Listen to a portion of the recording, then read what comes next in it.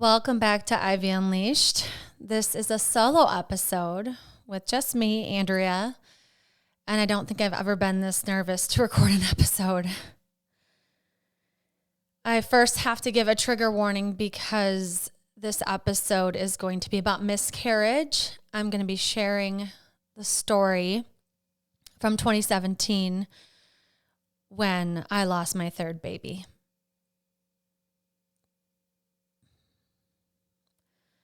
I want anybody that is not ready to hear this or it doesn't feel like the right time to please excuse yourself. You do not need to listen to this.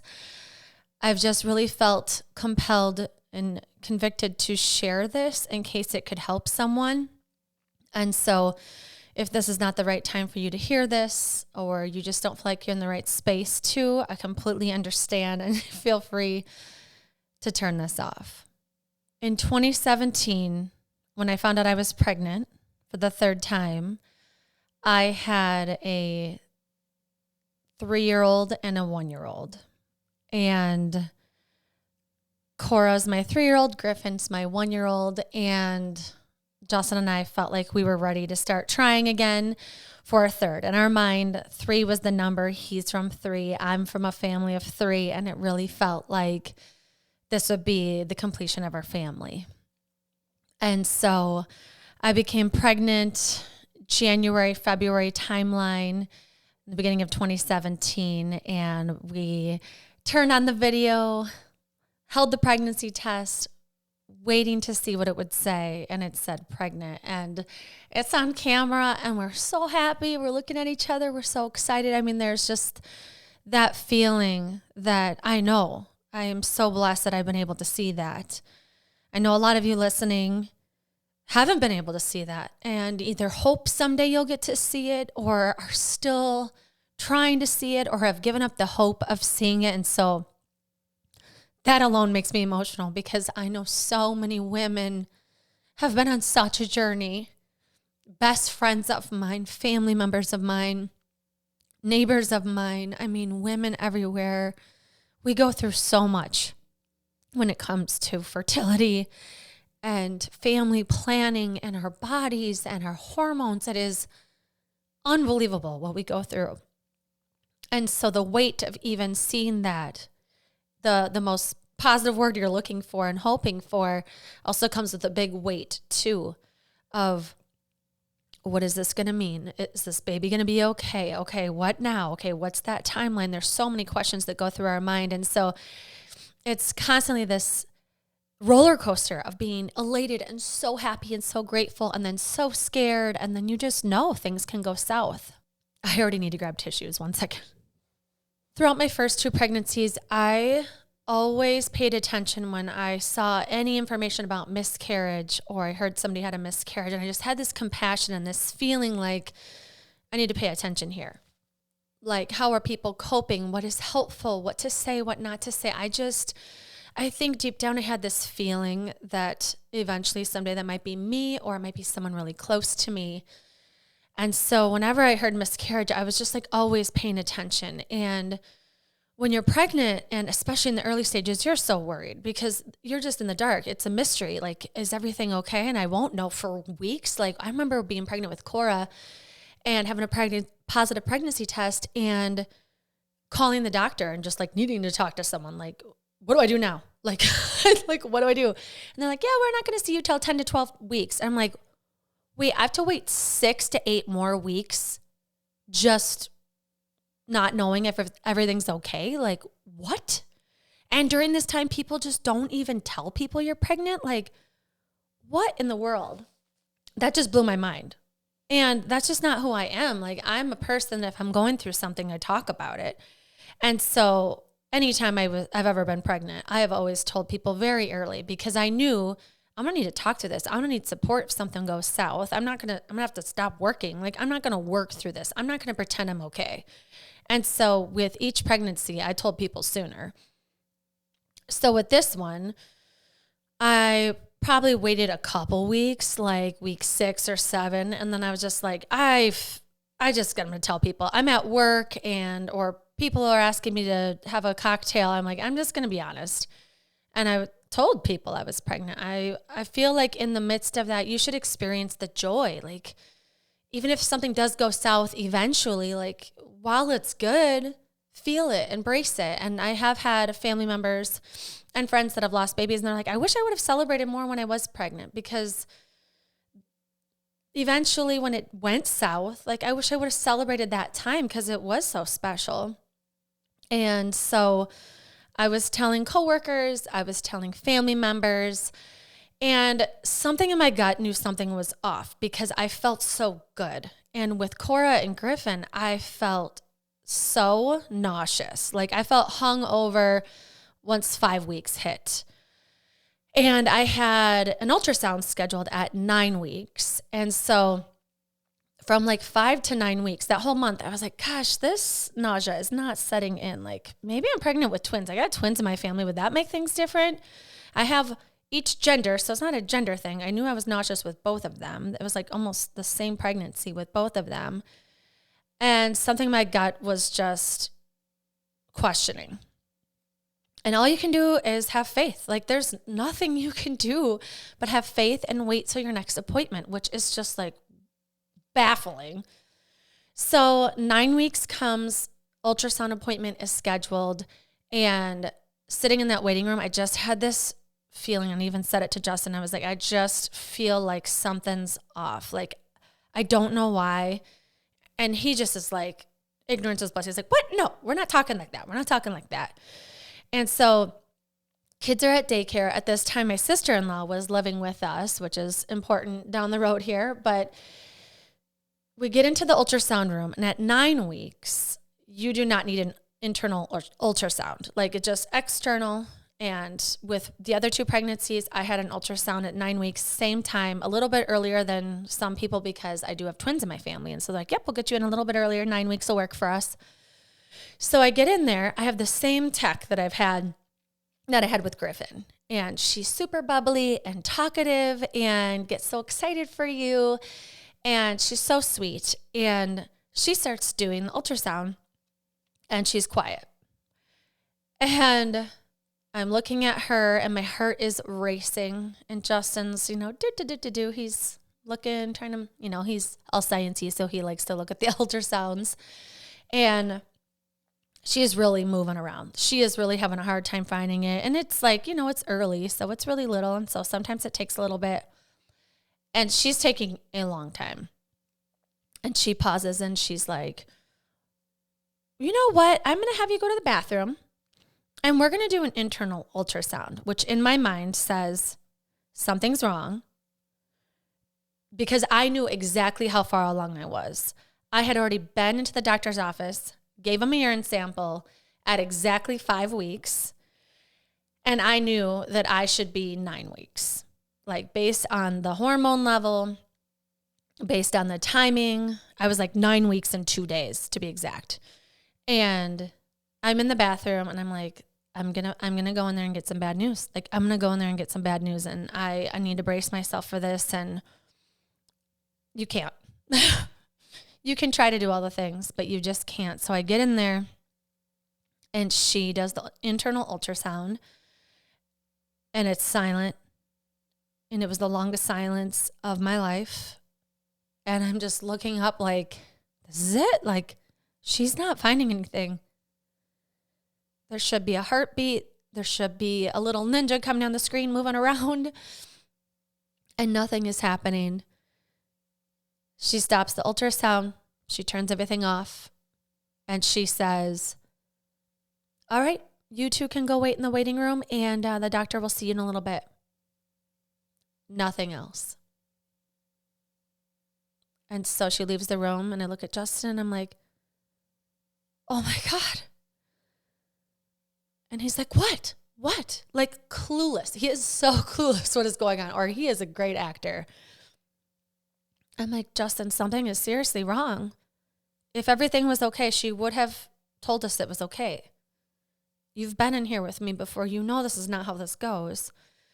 And he was just trying to be hopeful, and I think he was just trying to keep it together for me. And we go in the waiting room sitting next to someone who's like 8 months pregnant, which is a pretty tough sight to see when you know something's wrong with your baby.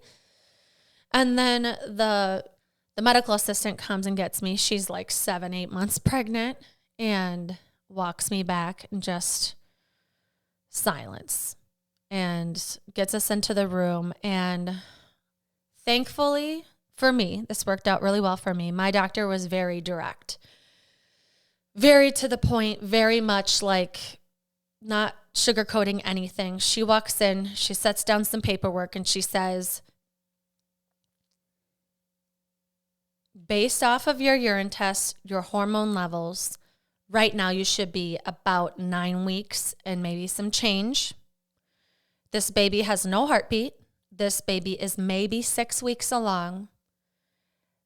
And from gathering this information, I would say this is a loss. And I'm just sitting there and I'm observing. I'm in shock. I'm listening. I'm like, loss. 6 weeks, 9 weeks, mind is going blank. And I just look at her and I'm like, this is my biggest fear. She's like, what's your biggest fear? I'm like, losing a baby? This is the worst. Nothing is worse than this. And she's like, listen, you have 2 options. This is what you can do. We can do some more testing. And if you think for some reason our timeline is off, I do not. I have the values from 5 weeks. I have the values from today. This baby has no heartbeat. We know that for sure. It was a thorough evaluation. It was a thorough ultrasound. You did an internal. So I already looked at the calendar. If you would like to do a DNC today, I have an appointment at 1:00 p.m. Otherwise, you can come back in a week and we can reevaluate. But from the facts here, from these numbers here, I'm considering this a loss. But this is ultimately your call. Which was really nice to have it laid out and to have the option of this can be done today. Like, I don't have to sit around and wait and guess. Like, I know that I'm 9 weeks and 2 days. I know this baby doesn't have a heartbeat. Babies have heartbeats by 7 weeks-ish. And everything in my body knew that the baby was not thriving inside of me. I had no signs of blood, though. I had no signs of like pain or anything like that. And before this, I had heard of a couple different people around my age that had miscarriages, and they started bleeding at home, and then the doctor they decided to go home. Like, I could have went home and just like let it naturally happen.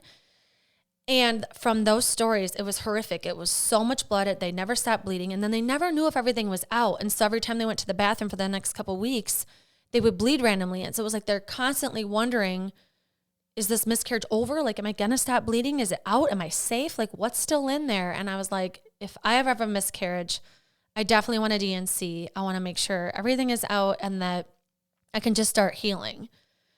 And so that was the decision that we made that day, knowing what we knew from the timeline, knowing there was no heartbeat, that we went home for about 2.5 hours, kids still at daycare, trying to nap and just like crying in bed together, waiting for the appointment at 1:00.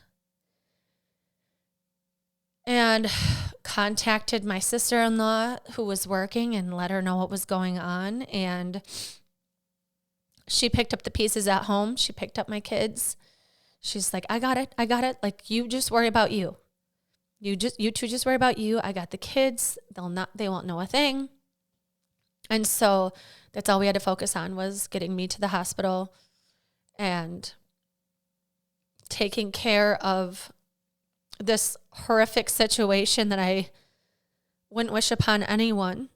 So you get there, you're in the waiting room with a bunch of random people. And this is like where I think about women all the time, is like we're sitting with information in our mind, looking around, whether we're bleeding or we're feeling like we're infertile or we're in the midst of a miscarriage, and we just have to function in society with all these people asking us questions and talking to us like things are normal. Like, that waiting room was so weird. And you get in there and you have decisions you have to make of like, do you keep the remains? And, you know, do you want anesthesia? And do you, like, all these questions that your brain has to think. And it's like, you are in complete shock. You are in the midst of trauma and you have to make these decisions because it's your body. And it is so wild. So I'm waiting. Justin says goodbye to me. I go in the waiting room, and before I know it, I am out. I don't really remember falling asleep. And I wake up the saddest and emptiest I've ever felt in my life. I wake up to the sweetest nurse. What an angel. And she's just like rubbing my arm. I wake up and I look at her because I went to bed pregnant. I went to bed with a baby inside me, and I woke up so empty and so sad.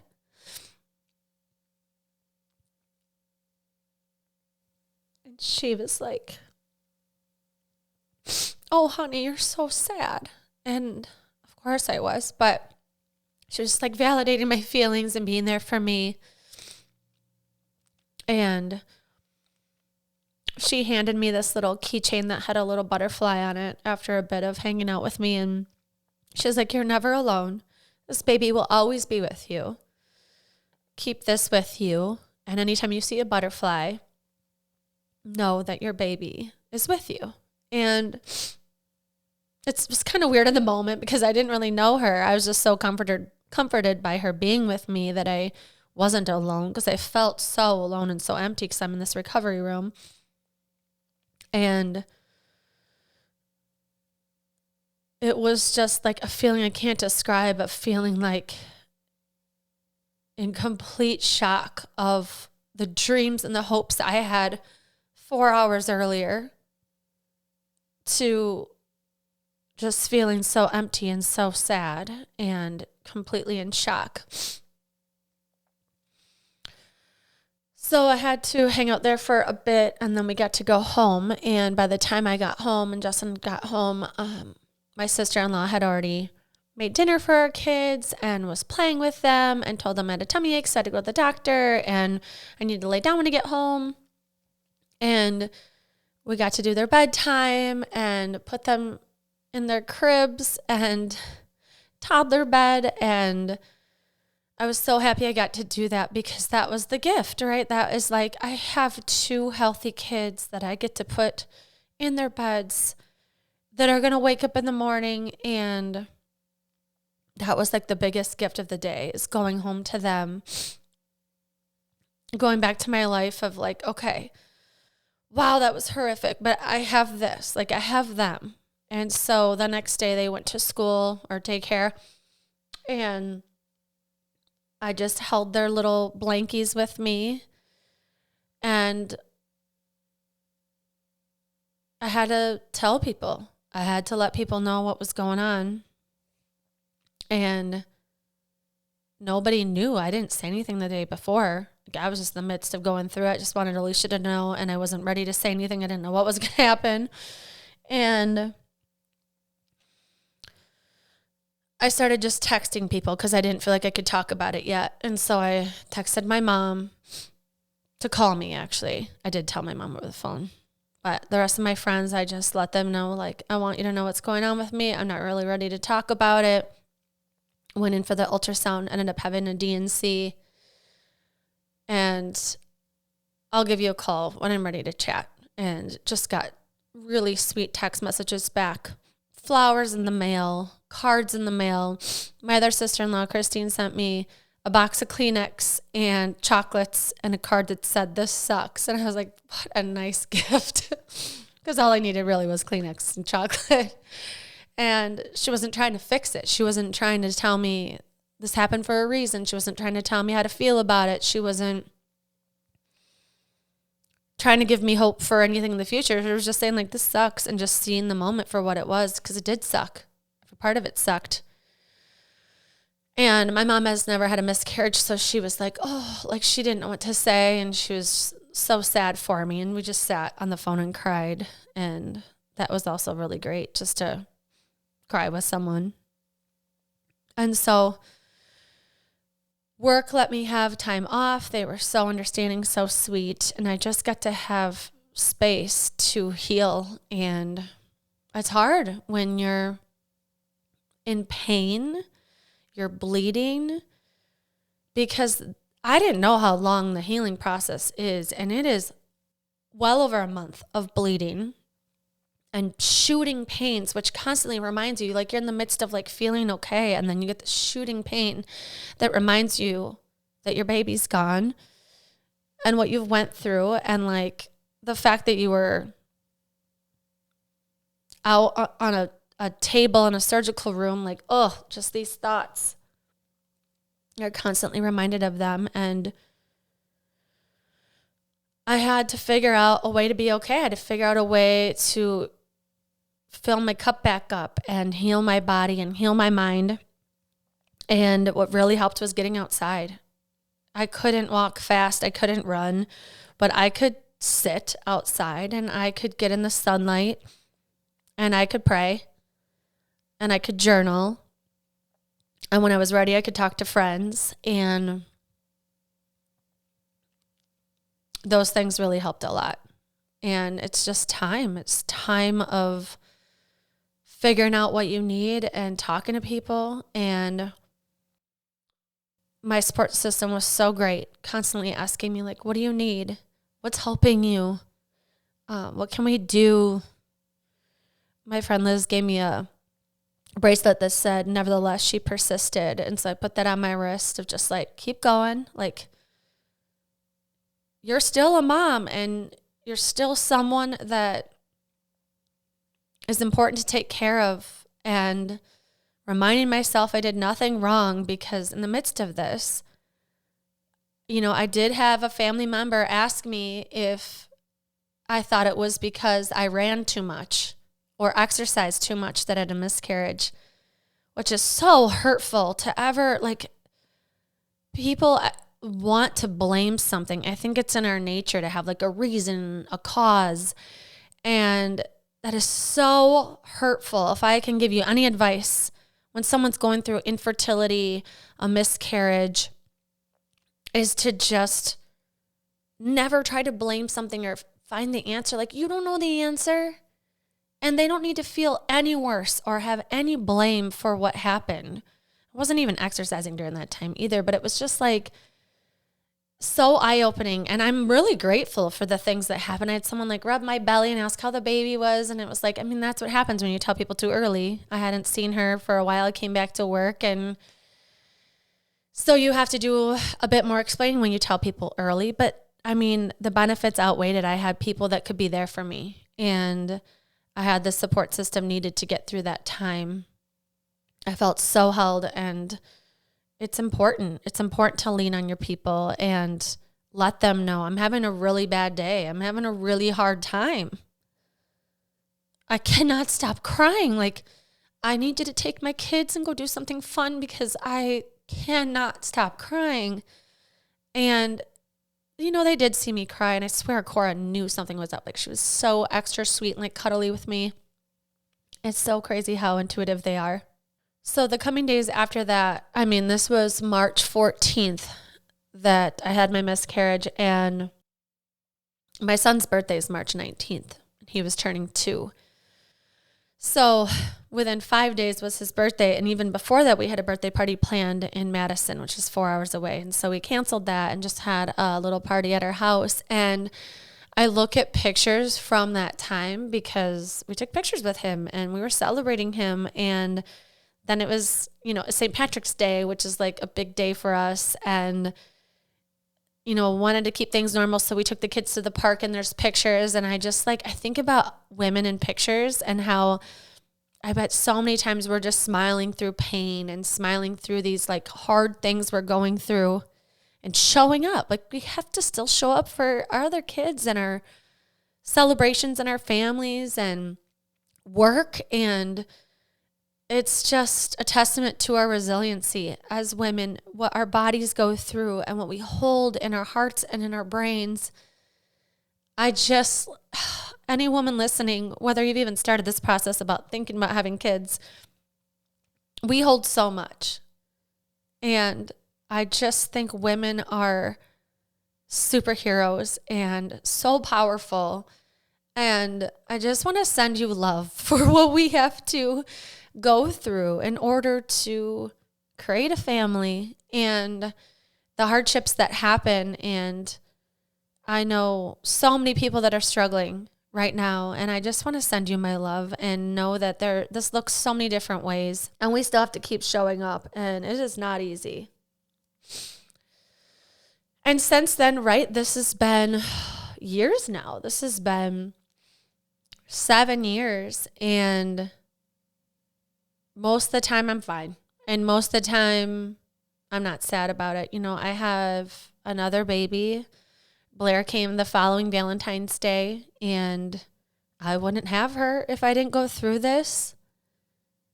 And that is so hard to say because I would never want my life to look different because I love her so much, and she has brought so much joy and is like just, oh, she's everything. But there's just always going to be something missing. There's always, the only way I can really put it in words is it feels like there's just this missing piece of your heart that nothing can fill. Nothing will ever fill. And I like to ask people what's helped them. I like to ask people, you know, how did you get through it? What helps you? What do you think about? And there's so many different ways to view it. But when it comes to miscarriage, you have to think about what works. You have to think about what helps you heal. What thoughts really help you get through it. And for me, what helps the most is honestly just feeling it. I out of nowhere, grief hits me and I get super sad about it. It's really rare now, but when it comes, it feels like a Mack truck. Like the 5-year anniversary of my miscarriage was such a hard day, and I did not see it coming at all. And I was like bawling in the shower and needed space and time, and I did not see it coming at all. And so what I've seen that helps is just like in any hard time is to allow yourself to feel and cry and be sad. And I mean, it was the saddest day of my life. And so I know it's going to keep hitting me. And I think the biggest thing is to just keep giving it the space that it deserves. You know, it was traumatic, and I just want to send my love out to everybody. And not just women, right? Anybody that's experienced loss or is struggling or is trying to find answers. I just want to send you my love. I want to thank you for listening. I really felt on my heart that I needed to share this story, even if one person feels seen or it helps them understand any part of their journey. I felt called to share this, and so I'm grateful to share my story in hopes that it helps someone. And it's part of my journey. It makes me who I am. It makes me the mother I am. It makes me the wife I am. It makes me more grateful for life. I understood how miraculous it was to give birth before this, but after this, it was even more of a miracle to understand how easily things can go wrong and the intricacy of the human life. It's just, I've never had more faith in God than the times of being pregnant or wondering what was going wrong. And so as much as it was traumatic and horrific, it's been a beautiful journey, and I am so grateful for all of it. And I'm grateful for you for listening. I thank you for taking this time with me, hearing my story, and wherever you are on your journey, I send you prayers of love and peace and healing. Thank you.